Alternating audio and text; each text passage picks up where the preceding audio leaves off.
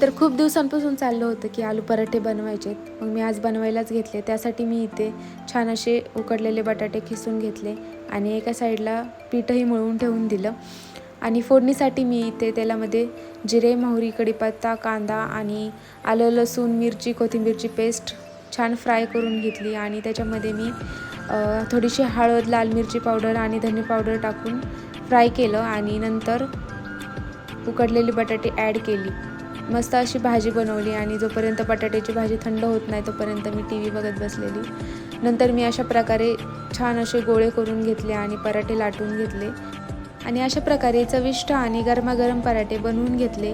तर आजसाठी एवढंच. व्हिडिओ आवडला असेल तर व्हिडिओला लाईक, शेअर, सबस्क्राईब नक्की करा. Bye bye.